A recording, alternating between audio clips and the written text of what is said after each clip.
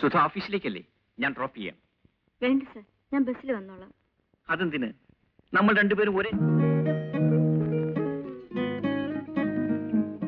വഴിക്ക്. ശരിയാണ്, പക്ഷേ നമ്മൾ തനിച്ച് യാത്ര ചെയ്യുന്നതല്ലേ ശരി? അതെ, അതാണ് ശരി.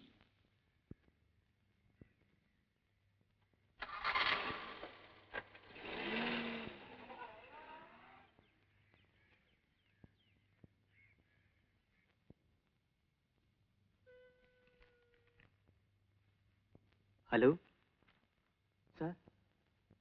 Yes sir. Okay sir. Okay sir. Thank you. ഇന്ന് ലേറ്റ് ആണല്ലോ സുധാമേ? കുറച്ച് ലേറ്റായി.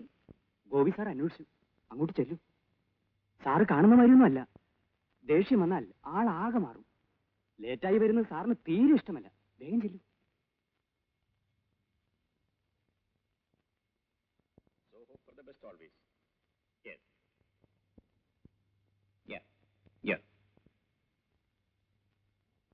സർ ക്ഷമിക്കണം, ലേറ്റ് ആയിപ്പോയി. ഒരു ബസ് നിർത്താതെ പോയി, അതുകൊണ്ടാ. ഇനി വൈകി വരില്ല സർ. സുധയാണോ വൈകിയത് അതോ ഞാനോ?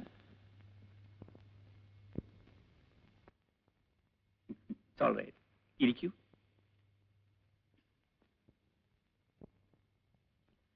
Messrs William Kodak and sons, Janpath road, Bombay 33. Dear sirs. May we come in, sir? Yes, come in. നമസ്കാരം സർ. എന്താ ജാഥയായി എല്ലാരും കൂടി?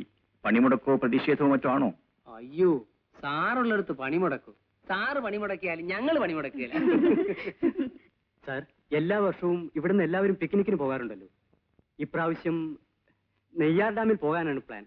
നല്ല കാര്യം. എന്നാണ്? നാളെയാകുമ്പോൾ എല്ലാവർക്കും സൗകര്യമായിരിക്കും. ശരി, നാളെ തന്നെ ആകട്ടെ. അപ്പൊ എനിക്ക് സൗകര്യമായിരിക്കും. എല്ലാവരും ഫാമിലിയായി പോകുന്നല്ലേ, അപ്പോ ശമ്പളത്തിൽ നിന്നൊരു അഡ്വാൻസ്. അതൊക്കെ മിസ്റ്റർ രാജൻ തന്നെ ഏറ്റെടുത്തോളൂ. അഡ്വാൻസ് എത്രയാണെന്ന് വെച്ചാൽ അത് കൊടുത്തേക്കൂ. ശരി ശരി സർ. സുധയും കൂടി വരണം. വരാം സർ. മിസ്റ്റർ മോഹനെയും കൊണ്ടുവരണം. എനിക്ക് പരിചയപ്പെടാമല്ലോ. കൊണ്ടുവരാം സർ. ഞാൻ വരില്ല.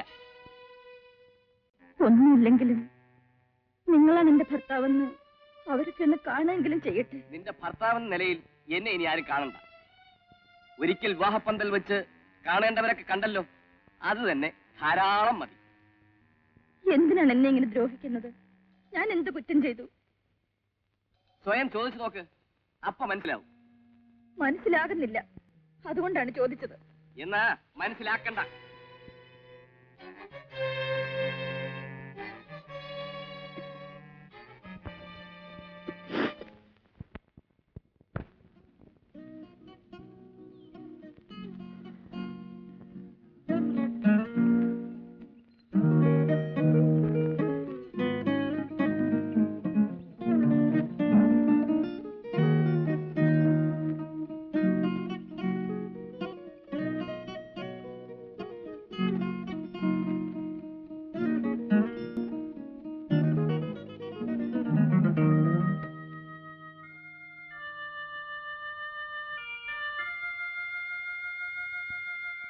എന്താ സുധയെ തനിച്ച്?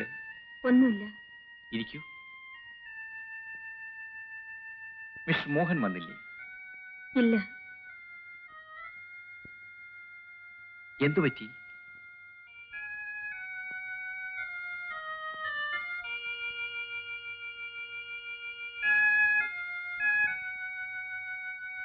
സുധയുടെ കുടുംബജീവിതത്തെപ്പറ്റി ഞാൻ ചോദിക്കുമ്പോഴെല്ലാം സുധ ഒഴിഞ്ഞു മാറുന്നു. എന്തൊക്കെയോ ഇതിൽ നിന്നും മറയ്ക്കാൻ ശ്രമിക്കുന്ന പോലെ. സുധയുടെ കഥ കേൾക്കാൻ എനിക്ക് അവകാശമില്ലെന്നറിയാം, പക്ഷേ ആഗ്രഹമുണ്ട്. സുധയുടെ വേദനയെങ്കിലും പങ്കിടാൻ കഴിഞ്ഞാൽ അതെനിക്കൊരു ആശ്വാസമായിരിക്കും. എന്റെ ദുഃഖം ഞാൻ സാറിന് കൂടി പങ്കിടണോ? എനിക്കതിഷ്ടമാണ്. എങ്കിൽ പറയാം. അമ്മാവിന്റെയും അമ്മാവിയുടെയും ആഗ്രഹവും നിർബന്ധവുമാണ് ഞാൻ മോഹൻ ചേട്ടനെ വിവാഹം കഴിക്കണമെന്ന്. അദ്ദേഹത്തിന് എന്നെ വലിയ കാര്യമായിരുന്നു. ഒടുവിൽ എല്ലാ ആഗ്രഹങ്ങളും ഒതുക്കി വെച്ച് ഞാൻ വിവാഹത്തിന് തയ്യാറായി. ആഘോഷപൂർവ്വം വിവാഹം കഴിഞ്ഞു. ആദ്യ രാത്രിയിൽ